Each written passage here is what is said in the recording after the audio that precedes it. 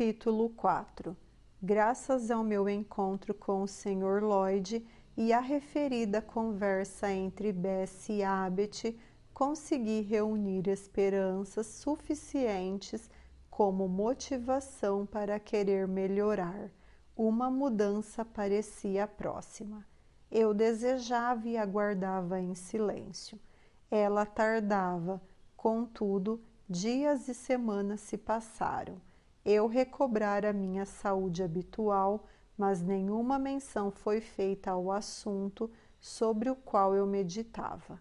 A senhora Reed às vezes me observava com um olhar severo, mas raramente se dirigia a mim.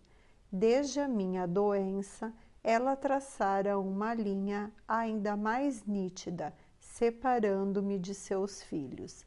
Designara uma pequena alcova onde eu deveria dormir sozinha. Condenara-me a fazer as refeições também só e passar todo o meu tempo no quarto das crianças, enquanto meus primos iam com frequência à sala de estar. Nenhum comentário fez sobre mandar-me para a escola. De todo modo, eu tinha uma certeza intuitiva de que ela não haveria de me tolerar por muito tempo, sob o mesmo teto, pois quando seu olhar voltava-se para mim, agora mais do que nunca, havia nele a expressão de uma aversão arraigada e insuportável. Elisa e Georgiana, evidentemente obedecendo às ordens, falavam comigo o mínimo possível. John mostrava a língua sempre que me via e uma vez tentou me machucar, mas como eu reagi instantaneamente, movida pelo mesmo sentimento de profunda raiva e desesperada revolta que provocara minha ira antes, ele achou melhor desistir e correu de mim, proferindo execrações e jurando que eu tinha quebrado seu nariz. Eu de fato havia apontado na direção daquele detalhe proeminente de seu rosto o golpe mais forte que os nós dos meus dedos tinham condição de desfechar, quando vi que ou isso ou minha expressão o haviam intimidado, fiquei muito inclinada a levar a cabo a ameaça, mas ele já tinha se refugiado junto à mãe. Ouviu começar a relatar, choramingando, que aquela malvada da Jane Eyre tinha se atirado sobre ele como uma gata doida. Foi interrompido de maneira brusca. Não me fale dela, John. Já lhe disse para se afastar. A garota não merece nem ser notada. Não quero você ou suas irmãs na companhia dela. Nesse ponto, apoiada na balaústre, exclamei subitamente e sem medir minhas palavras. Eles não merecem a minha companhia. A senhora Reed era uma mulher bem corpulenta, mas ao ouvir essa estranha e audaciosa declaração, correu ágil escadaria acima, arrastou-me feito um vendaval ao quarto das crianças e empurrou-me com força de encontro à beirada de meu catre, ordenando-me que não me levantasse daquele lugar, nem pronunciasse uma única sílaba que fosse até o final do dia. O que o tio Reed haveria de dizer se estivesse vivo foi minha pergunta quase involuntária. Digo quase involuntária porque foi como se minha língua pronunciasse as palavras sem a permissão da minha vontade consciente. O que falou foi alguma coisa em mim sobre a qual eu não tinha controle. O que? Indagou a senhora Reed entre os dentes. Seus olhos cinzentos normalmente frios e circunspectos, foram agitados por um brilho que parecia medo. Ela tirou a mão de meu braço e me fitou como se realmente não soubesse se eu era uma criança ou um demônio. Eu agora pagaria caro. Meu tio Reed está no céu e pode ver tudo que a senhora faz e pensa. O papai e a mamãe também. Eles sabem que a senhora me deixa trancada o dia inteiro e que preferiria que eu estivesse morta. A senhora Reed logo recobrou a compostura, sacudiu-me para valer, deu tapas em minhas orelhas e foi embora sem dizer uma palavra. Bessie preencheu o hiato fazendo um sermão de 1 hora de duração, durante o qual provou, sem deixar sombras de dúvidas, que eu era a criança mais perversa e desavergonhada que jamais fora criada sob um teto. Parte de mim acreditava nela, pois eu de fato só tinha maus sentimentos irrompendo em meu peito. Novembro, dezembro e a metade de janeiro se passaram. O Natal e o Ano Novo tinham sido celebrados em Gateshead com o habitual espírito festivo. Presentes foram trocados, houve jantares e festas noturnas. De todos esses prazeres, eu fui, é claro, excluída.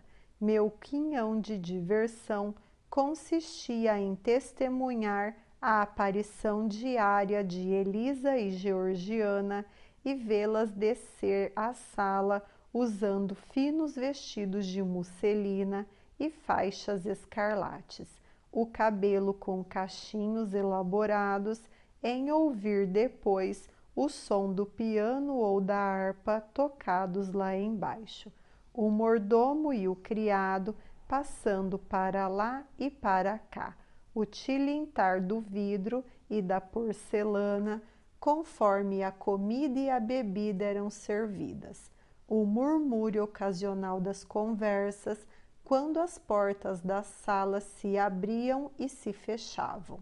Se eu me cansava dessa ocupação, eu deixava o alto da escada e ia para o solitário e silêncio quarto das crianças.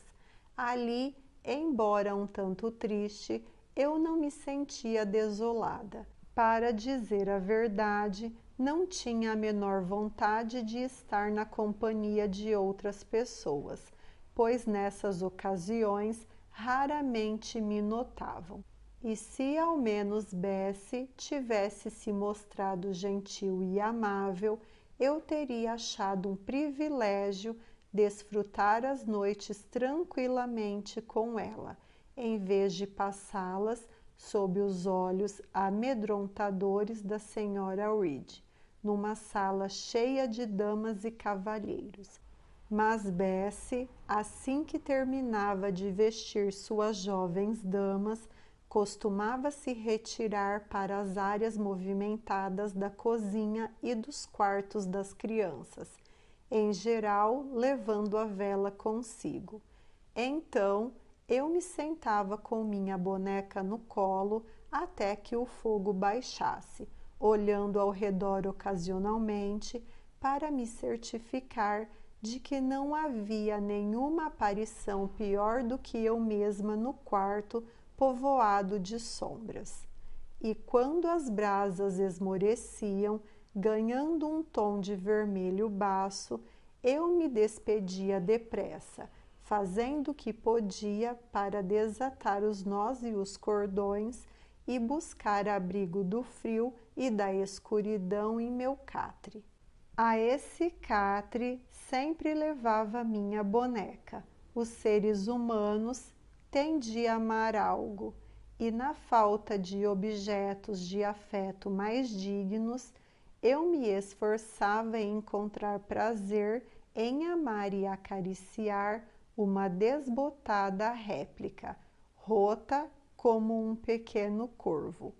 Intriga-me agora recordar com que absurda sinceridade eu gostava dessa bonequinha, quase imaginando-a viva e dotada de sentimentos. Não conseguia dormir até que ela estivesse envolvida em minha camisola, quando se encontrava aí. Protegida e aquecida, eu me sentia comparativamente feliz, acreditando ser assim que ela se sentia. Longas me pareciam as horas durante as quais eu esperava pela partida dos convidados e aguçava os ouvidos para buscar os sons dos passos de Bessie na escada. Às vezes, ela subia no intervalo para buscar seu dedal ou sua tesoura, ou talvez para me trazer algo à guisa de jantar, um pão ou uma torta de queijo, e então se sentava na cama enquanto eu comia. Depois que eu terminava, ela ajeitava minhas cobertas, dava-me 2 beijos e dizia: "Boa noite, senhorita Jane." Quando era gentil assim, Bessie parecia ser a melhor, mais linda e mais gentil criatura do mundo, e eu desejava ardentemente que fosse assim sempre, tão simpática e amigável, e nunca me intimidasse ou brigasse comigo, nem me desse tarefas demasiadas, como fazia com tanta frequência. Bessie Lee, eu pensava, devia ter sido uma garota de grandes aptidões, pois era tão competente em tudo que fazia e tinha um talento notável para a arte da narrativa, ou pelo menos era a minha impressão, a tomar pelas histórias que contava no quarto das crianças. Era bonita também, se minhas lembranças de seu rosto e de sua pessoa são corretas. Recordo-me dela como uma bela jovem de cabelo negro, olhos escuros, traços muito finos e uma tez boa e clara, mas tinha um temperamento inconstante e precipitado, e ideias indiferentes sobre princípios ou justiça. Ainda assim, tão como era, eu preferia a Bessie a qualquer outra pessoa em Gateshead Hall. Era 15 de janeiro, por volta das 9 da manhã. Bessie descera para o desjejum. Meus primos ainda não tinham sido chamados para ir para junto da mãe.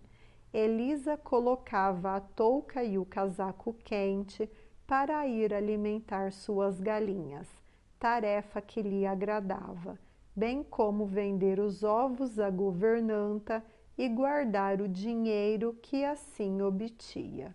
Possuía talento para o comércio e uma clara tendência para a poupança, demonstrada não somente na venda dos ovos e das galinhas, mas no modo como conduzia barganhas acirradas com os jardineiros sobre mudas, sementes e enxertos, tendo o empregado recebido ordens da senhora Reed de comprar da jovem senhorita todos os produtos do seu canteiro que ela desejasse vender, e Elisa teria vendido seus próprios cabelos se pudesse obter um bom lucro.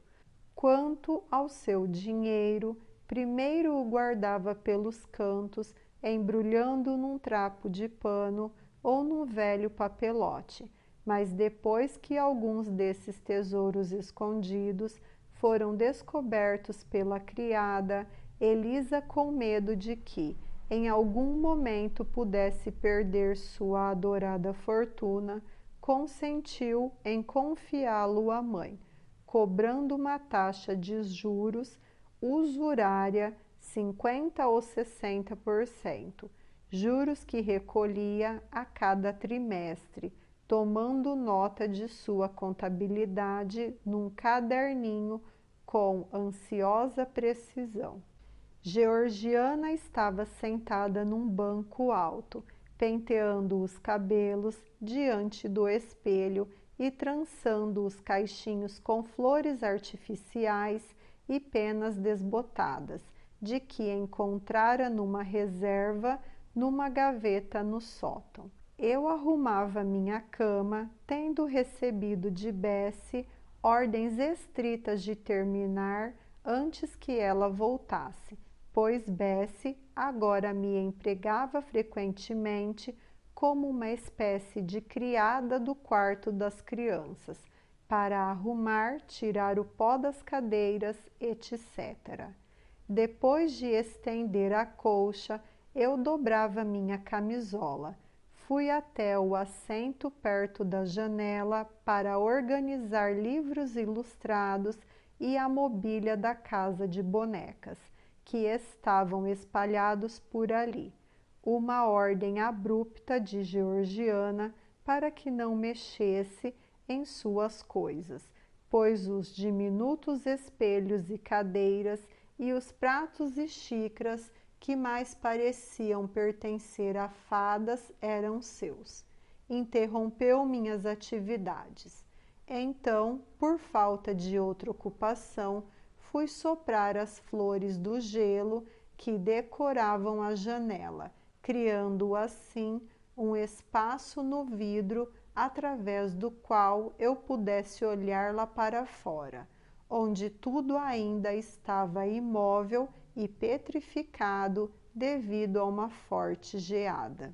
Dessa janela eram visíveis a guarita do porteiro e a estrada, e tão logo tinha acabado de dissolver a folhagem em branco e prata que velava a janela o bastante para poder olhar lá para fora, vi os portões se abrirem e uma carruagem entrar. Observei com indiferença enquanto se aproximava.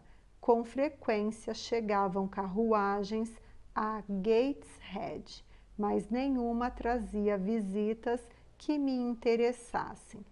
Parou diante da casa, a campainha soou alta e o recém-chegado entrou.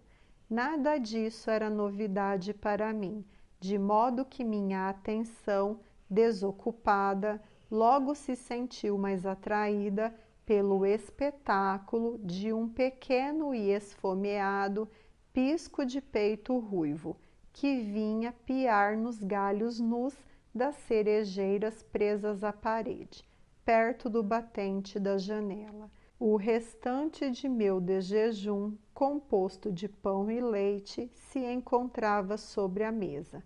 Esfarelei um pedaço de pão e estava tentando abrir a janela de guilhotina para colocar lá fora os farelos, quando Bessie chegou correndo no quarto. Senhorita Jane, tira o avental. O que está fazendo aí? Lavou as mãos e o rosto esta manhã? Tentei mais uma vez, antes de responder, pois queria garantir ao passarinho seu pão. A janela cedeu.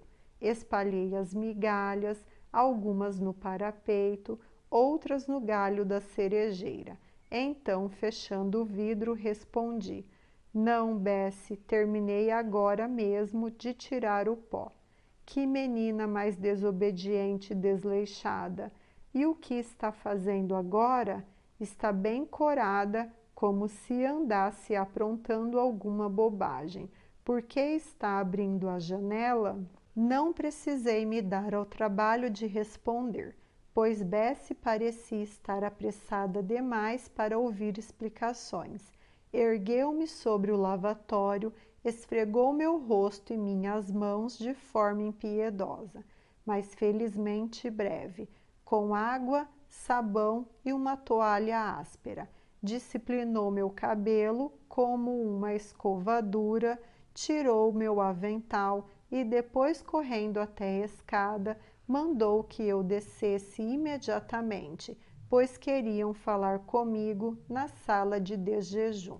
Eu teria perguntado quem queria falar comigo. Teria indagado se a senhora Reed estava lá, mas Bessie já tinha ido embora e fechara a porta do quarto. Desci a escada devagar. Por quase 3 meses eu não fora chamada uma única vez a falar com a senhora Reed. Exilada por tanto tempo no quarto das crianças, as salas de jejum, de jantar e de visitas tinham se tornado regiões medonhas que eu receava invadir. Fiquei parada no vestíbulo vazio. Diante de mim estava a sala de jejum e eu me detive, intimidada, tremendo. Que miserável covarde eu me tornara naqueles dias, graças ao medo, engendrado pelos castigos injustos. Temi voltar ao quarto das crianças e temi entrar na sala de jejum. Por 10 minutos fiquei ali em agitada hesitação. O soar veemente da sineta na sala fez com que me decidisse. Tinha que entrar. Quem poderia querer me ver?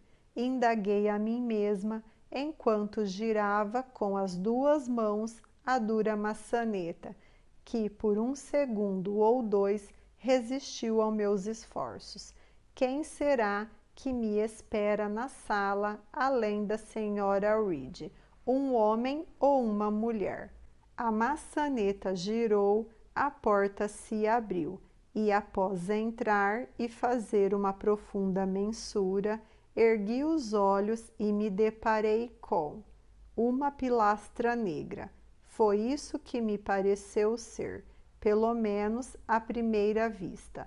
O vulto ereto, delgado e vestido de preto que se encontrava de pé sobre o tapete.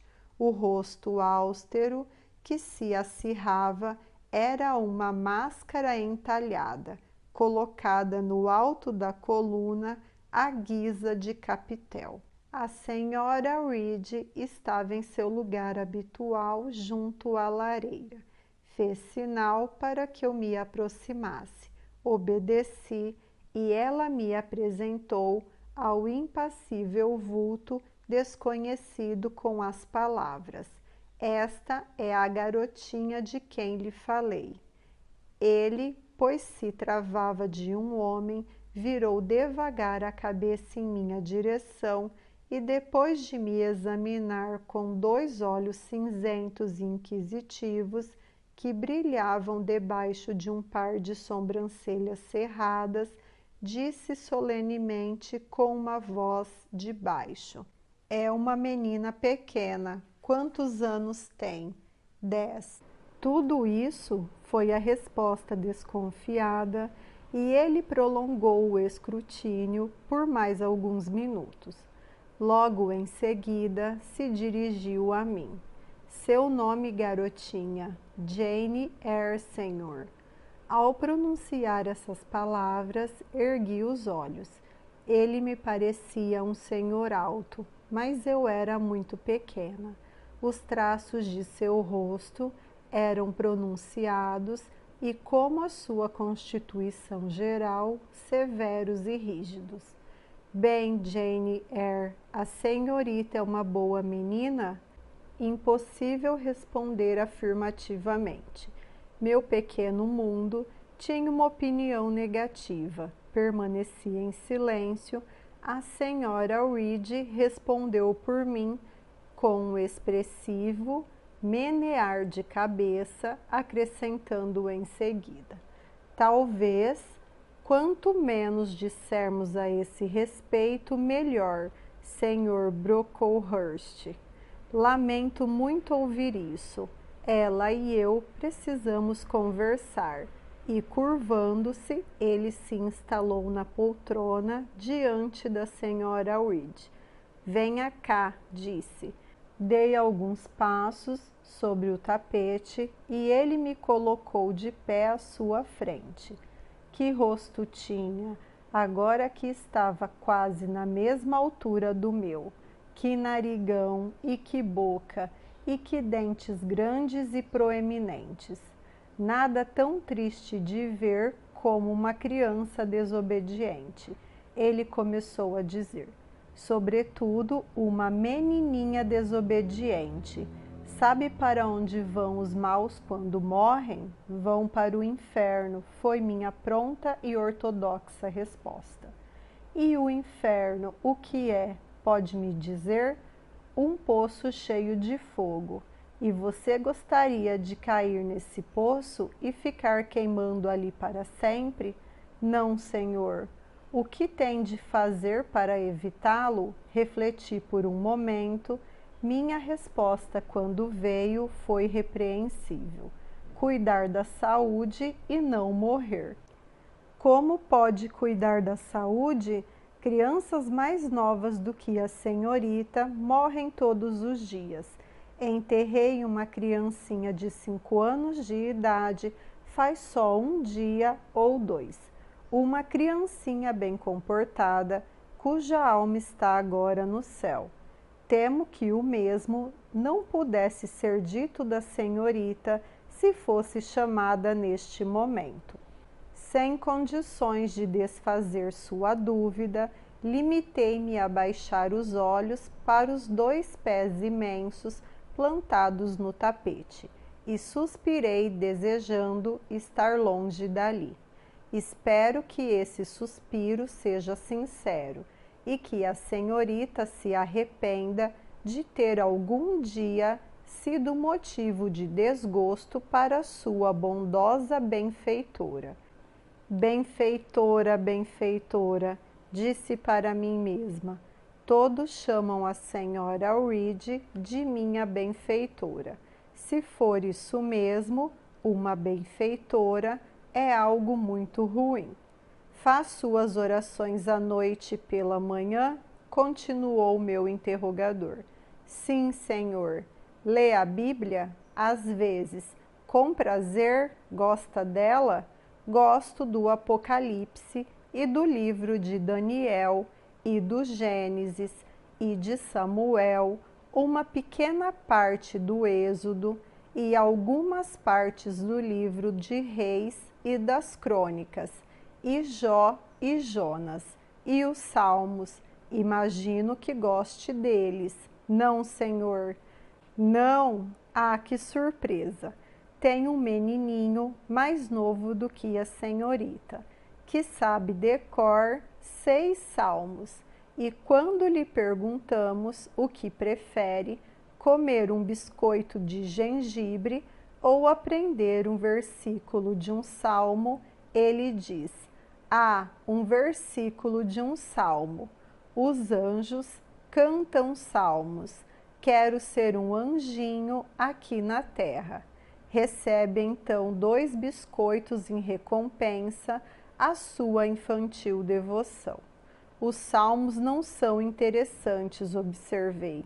Isso prova que a senhorita tem um coração perverso e deve rezar para que Deus o substitua, que lhe dê um coração novo, que remova seu coração de pedra e lhe dê um coração de carne. Eu estava prestes a fazer uma pergunta acerca da maneira como deveria ocorrer a operação de troca do meu coração, quando a senhora Reed interrompeu dizendo que eu me sentasse. Passou então a conduzir a conversa. Senhor Brocklehurst, informei-lhe na carta que lhe escrevi há 3 semanas que esta menina não tem o temperamento e o caráter que eu desejaria.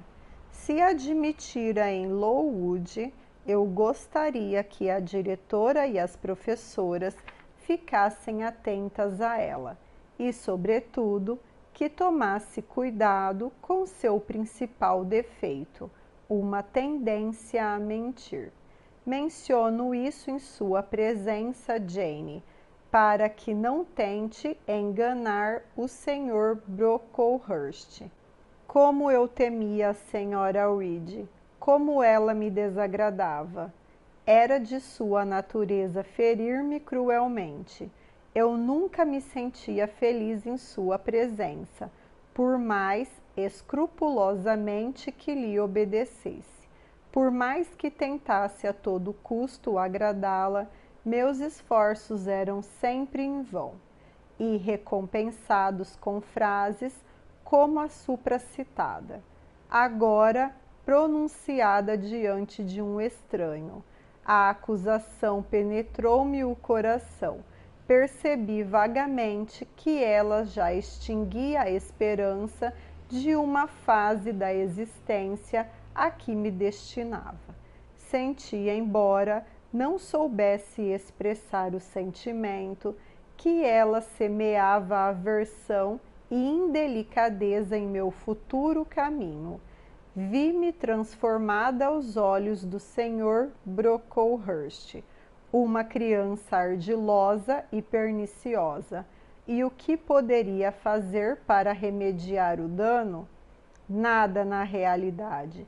Pensei enquanto lutava para reprimir um soluço e enxugava depressa algumas lágrimas, provas impotentes da minha angústia. A tendência a mentir é de fato um triste defeito numa criança, disse o Sr. Brocklehurst. Assemelha-se à falsidade e todos os mentirosos terão sua porção no lago ardente do fogo e enxofre. Mas ela será vigiada, Sra. Reed. Falarei com a senhorita Temple e com as professoras. Gostaria que ela fosse criada de modo condizente com suas perspectivas, continuou minha benfeitora, que se tornasse uma moça útil e que se mantenha humilde. Quanto às férias, irá passá-las com sua permissão, sempre em Lowood. Suas decisões são muito sensatas, madame, respondeu o Sr. Brocklehurst. A humildade é uma virtude cristã e particularmente apropriada às pupilas de Lowood. Minha orientação, portanto, é que se tenha especial cuidado em cultivá-la ali. Estudei como melhor mortificar nas meninas o sentimento mundano do orgulho, e não faz muito tempo tive uma feliz prova do meu sucesso. Minha segunda filha, Augusta, foi visitar a escola com a mãe e, ao regressar, exclamou: "Ah, papai, como as moças de Lowood são quietas e simples! Como o cabelo preso atrás da orelha e o avental comprido e aqueles bolsinhos no vestido são quase como a filha dos pobres", disse ela. E olharam para o meu vestido e o da mamãe como se nunca na vida tivessem visto roupa de seda. Esse é o tipo de ambiente que eu aprovo, disse a Sra. Reed. Se eu tivesse procurado em toda a Inglaterra, dificilmente teria encontrado um sistema mais adequado a uma criança como Jane Eyre. Consistência, Sr. Brocklehurst. Defendo a consistência acima de todas as coisas. A consistência, madame, é o primeiro dos deveres cristãos e tem sido observada em todos os detalhes do estabelecimento de Lowood. Alimentação frugal, roupas simples, acomodações sem sofisticação, hábitos árduos e ativos, essa é a ordem do dia na casa e para suas habitantes. E está correta, senhor. Posso então ter certeza de que esta menina será recebida como aluna em Lowood e lá treinada de acordo com sua posição e suas perspectivas? Sem dúvida, madame. Será colocada na estufa das plantas eleitas e acredito que há de se mostrar grata pelo privilégio inestimável dessa eleição. Vou mandá-la então o quanto antes, Sr. Brocklehurst, pois lhe garanto que estou ansiosa para me livrar de uma responsabilidade que está se tornando demasiadamente penosa. Sem dúvida, madame. E agora lhe desejo um bom dia. Devo regressar a Brocklehurst Hall dentro de uma semana ou duas. Meu bom amigo, o arquidiácono, não permite que eu me vá antes disso. Informarei a senhorita Temple que deve esperar uma nova aluna, de modo que não haverá dificuldades em recebê-la. Adeus. Adeus, Sr. Brocklehurst. Minhas lembranças à senhora e à senhorita Brocklehurst, e a Augusta e Theodore, e ao Sr. Broughton Brocklehurst. Hei de transmiti-las, madame. Menina, eis aqui um livro chamado O Guia da Criança. Leia-o junto com as orações, especialmente a parte que contém um relato da terrível morte súbita de Martha G., uma criança perversa, viciada em falsidade e mentira. Com essas palavras, o Sr. Brocklehurst pôs em minhas mãos um folheto fino e encapado, e após chamar sua carruagem, partiu. A senhora Weed e eu fomos deixadas a sós. Alguns minutos se passaram em silêncio. Ela costurava e eu a observava. A senhora Weed talvez tivesse, por essa época, seus 36 ou 37 anos. Era uma mulher robusta, de ombros quadrados e braços e pernas fortes. Não era alta e, embora corpulenta, não era obesa. Tinha o rosto um tanto largo, a mandíbula inferior sendo bastante pronunciada e muito sólida. A testa era baixa, o queixo grande e proeminente, a boca e o nariz suficientemente angulares e sob as sobrancelhas finas reluziam olhos destituídos de compaixão. Sua pele era escura e opaca, seu cabelo inteiramente liso. Sua constituição era sólida como um sino. As enfermidades nunca se aproximavam. Era uma administradora cuidadosa e hábil que mantinha a casa e os arrendamentos sob meticuloso controle. Somente seus filhos desafiavam às vezes sua autoridade, fazendo-lhe pouco caso. Ela se vestia bem e tinha uma presença e um porte calculado para realçar as roupas bonitas. Sentada num banco baixo, a alguns metros da poltrona, examinei-a, perscrutei os traços de seu rosto. Na mão eu tinha o tratado contendo A Morte Súbita da Mentirosa, a cuja narrativa minha atenção tinha sido direcionada como uma apropriada advertência. O que acabava de se passar, o que a senhora Weed dissera ao meu respeito ao Sr. Brocklehurst, todo o teor da conversa. Tudo isso era recente, como uma ferida em carne viva, e dava pontadas em minha mente. A intensidade com que eu sentira cada palavra era tão grande quanto a nitidez com que a escutara, e o ressentimento agora crescia dentro de mim. A senhora Weed ergueu o rosto da costura, seus olhos se fixaram nos meus e seus dedos ao mesmo tempo interromperam os ágeis movimentos. Saia daqui, volte para o quarto das crianças, foram suas ordens. A expressão de meu rosto ou alguma outra coisa deve ter-lhe parecido ofensivo, pois ela falou com irritação extrema, ainda que contida. Levantei-me, fui até a porta, voltei, fui até a janela, atravessei a sala, por fim me aproximei dela. Eu precisava falar. Havia sido severamente pisoteada e tinha que retribuir. Mas como? Que força eu possuía para dirigir qualquer retaliação à minha antagonista? Reuni minhas energias e as atirei nesta frase brusca. Não sou mentirosa.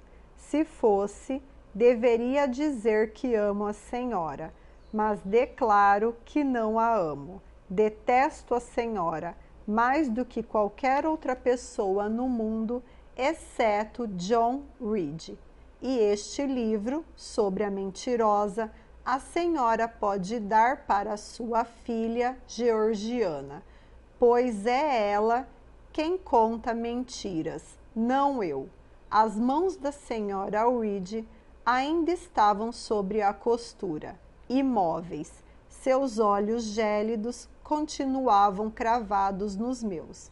O que mais tem a dizer?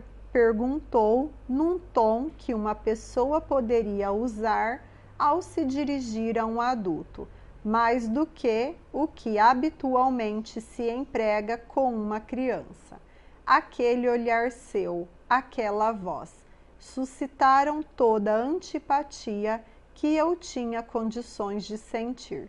Tremendo dos pés à cabeça, arrebatada por uma excitação incontrolável, continuei. Que bom que a senhora não é parente minha. Nunca mais vou chamá-la de tia enquanto viver. Nunca virei visitá-la quando tiver crescido, e se alguém me perguntar se gostava da senhora e como me tratava, vou dizer que me sinto mal só de me lembrar da senhora, e que me tratou com uma crueldade terrível. Como ousa afirmar isso, Jane Eyre? Como ouso, senhora Reed? Como ouso? Porque essa é a verdade. Pensa que não tenho sentimentos e que posso viver sem uma grama de amor ou gentileza? Mas não posso, e a senhora não tem piedade. Vou me lembrar para sempre de como me atirou bruscamente, com violência, no quarto vermelho e me trancou ali, embora eu tivesse muito angustiada, embora eu gritasse, sufocando de tristeza. Tenha piedade, tia Reed. E a senhora me castigou assim porque o seu filho me bateu, me derrubou no chão sem motivo algum. Vou contar essa história exatamente a qualquer um que me faça perguntas. As pessoas acham que a senhora é uma mulher boa, mas a senhora é má. Tem um coração frio, a senhora é mentirosa. Antes que eu terminasse de responder, minha alma começou a se expandir, se exaltar com a mais estranha sensação de liberdade, de triunfo que jamais senti. Era como se uma antiga amarra se tivesse rompido e eu tivesse, com esforço, encontrado uma libertação inesperada. Esse sentimento não era sem causa. A senhora Reed parecia assustada. A costura caíra-lhe do joelho, ela erguia as mãos, balançando-se para trás e para a frente, e até mesmo contraindo as feições do rosto, como se fosse chorar. Jane, você se engana. O que se passa com você? Por que treme tanto? Quer beber um pouco d'água? Não, senhora Reed. Algo que deseje, Jane? Posso lhe assegurar, quero ser sua amiga. Não é verdade. Disse ao senhor Brocklehurst que eu tenho um mau temperamento, que sou mentirosa. Vou contar a todos em Lowood o que a senhora é e o que fez. Jane, há coisas que você não entende. As crianças precisam ter seus defeitos corrigidos. Contar mentiras não é um defeito que eu tenha, exclamei com uma voz aguda e arrebatada. Mas você é muito impetuosa, Jane. Com isso há de concordar. E agora, volte ao quarto das crianças. Muito bem, minha querida, e vá se deitar um pouco. Não sou sua querida e não quero me deitar. Mande-me logo para a escola, senhora Reed, pois detesto viver aqui. Vou mesmo mandá-la para a escola em breve, murmurou a senhora Reed. Soto você. Pegando a costura, saiu abruptamente da sala. Fui deixada sozinha, a vencedora. A batalha mais difícil que eu jamais travara, a minha primeira vitória. Fiquei parada por algum tempo ali, sob o tapete, onde o Sr. Brocklehurst estava antes, e desfrutei da solidão do conquistador. Primeiro, sorri para mim mesma e me senti exultante, mas esse prazer intenso se desfez com a mesma rapidez do acelerado latejar dos meus pulsos. Uma criança não pode discutir com os mais velhos como eu tinha feito. Não pode soltar as rédeas de seus sentimentos furiosos como eu tinha feito, sem sentir em seguida a pontada do remorso e do medo da reação. Uma cordilheira de urze em chamas vivas a me observar, a me devorar. Seria um emblema adequado da minha mente enquanto acusava e ameaçava a senhora Reed. A mesma cordilheira negra e mirrada, depois de extintas as chamas, teria representado, com a mesma adequação, minha condição subsequente, quando meia hora de silêncio e reflexão já me havia mostrado a loucura da minha conduta e a desolação da minha posição odiosa e odienta. Algo de vingança eu provara pela primeira vez. Ao engolir, parecia vinho aromático, quente e forte. O sabor que deixava, metálico e corrosivo, fazia-me sentir como se tivesse sido envenenada. Teria de boa vontade ido pedir desculpas à senhora Reed, mas sabia, em parte por experiência e em parte por instinto, que esse era o modo de fazer-a me repelir com redobrado escárnio, voltando, portanto, a instigar cada impulso turbulento da minha natureza. Teria de bom grado exercido alguma faculdade melhor que a da fala violenta, encontrado alimento para algum sentimento menos diabólico que o da indignação sombria. Peguei um livro, Histórias Árabes, sentei-me e tentei ler. Não conseguia entender o tema, meus pensamentos nadavam sem cessar entre mim e a página que habitualmente eu teria achado fascinante. Abri a porta de vidro da sala de desjejum, os arbustos estavam imóveis e o gelo reinava lá fora, sem ter sido ainda partido por sol ou brisa. Cobri a cabeça e os braços com a saia do meu vestido e saí para caminhar numa parte da fazenda que ainda era bem pouco ocupada, mas não encontrei prazer nas árvores silenciosas, nas pinhas que caíam, nas relíquias congeladas do outono, as folhas avermelhadas, varridas pelo vento de dias passados e empilhadas em montinhos, e agora enrijecidas ali.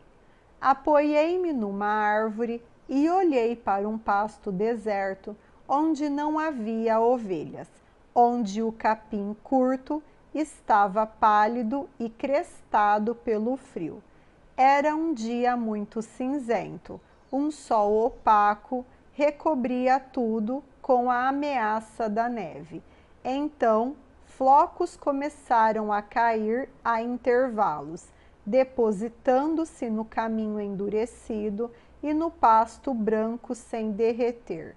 Fiquei ali parada, sentindo-me muito feliz e sussurrando comigo mesma repetidas vezes: o que faço agora? O que faço agora? Ouvi imediatamente uma voz límpida chamar: Senhorita Jane, onde está? Venha almoçar. Era a Bessie, eu sabia, mas não me movi. Seus passos leves vieram tropeçando pelo caminho. Sua criaturinha desobediente, disse, porque não vem quando é chamada? A presença de Bessie, comparada aos pensamentos que eu tivera ruminando, parecia alegre, mesmo que, como de hábito, ela estivesse um pouco zangada. O fato é que, depois de meu conflito com a senhora Reed e minha vitória, eu não estava disposta a me incomodar muito com a raiva passageira da ama, e estava disposta a desfrutar da leveza de seu jovem coração. Limitei-me a envolvê-la com os 2 braços e dizer: por favor, Bessie, não brigue comigo. O gesto foi mais franco e destemido do que eu de hábito me permitia. De algum modo agradou-lhe. A senhorita é uma menina esquisita, senhorita Jane, disse ela fitando-me, uma criaturinha solitária que gosta de andar por aí a esmo e vai para a escola, suponho. Fiz que sim. E não vai ficar triste em deixar a pobre Bessie? E por acaso Bessie se importa comigo? Está sempre me dando bronca, porque a senhorita é uma menina tão estranha, assustada e tímida, deveria ser mais corajosa. O que, para levar mais socos? Não diga bobagens, mas de fato abusam da senhorita, isto é certo. Minha mãe disse, quando veio me ver na semana passada, que não gostaria que uma filha dela estivesse em seu lugar. Agora venha para casa, tenho boas notícias. Não acho que tenha, Bessie. Menina, o que quer dizer? Que olhos tão tristes os seus? Ora, mas a madame e as meninas e o senhor John vão sair para o chá esta tarde, e a senhorita vai tomar o chá comigo. Vou pedir à cozinheira para lhe preparar um bolinho, e então a senhorita vai me ajudar a examinar suas gavetas, pois em breve terei que arrumar seus baús. A madame deseja que deixe Gateshead dentro de 1 ou 2 dias, e a senhorita pode escolher quais brinquedos quer levar. Bessie tem de me prometer que não vai mais brigar comigo até eu ir embora. Bem, prometo, mas trate de ser uma boa menina e não tenha medo de mim. Não se alarme quando eu, por acaso, falar de um jeito mais ríspido. Isso é enervante. Acho que nunca mais terei medo de você, Bessie, porque já me acostumei com você. Em breve terei outras pessoas para temer. Se tiver medo delas, vão antipatizar com a senhorita.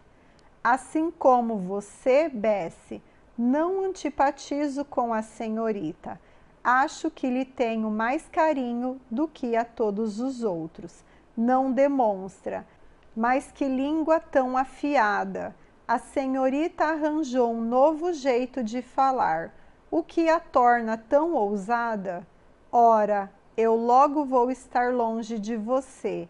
E, além disso, Eu ia contar algo do que se passara entre mim e a senhora Reed, mas pensei melhor e achei mais prudente manter o silêncio sobre o assunto.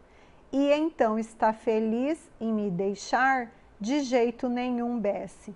Na verdade, neste momento, estou bem triste. Nesse momento, e bem triste, com que indiferença, minha mocinha, falo. Imagino que se agora eu lhe pedisse um beijo, não haveria de me dar. Diria que preferia não dar. Quero lhe dar um beijo, abaixe a cabeça. Bessie se curvou, abraçamo-nos, e eu a acompanhei de volta à casa, sentindo-me reconfortada. Aquela tarde se passou em paz e harmonia, e naquela noite Bessie me contou algumas de suas mais encantadoras histórias e cantou para mim algumas de suas mais lindas canções. Até para mim, a vida tinha seus momentos ensolarados.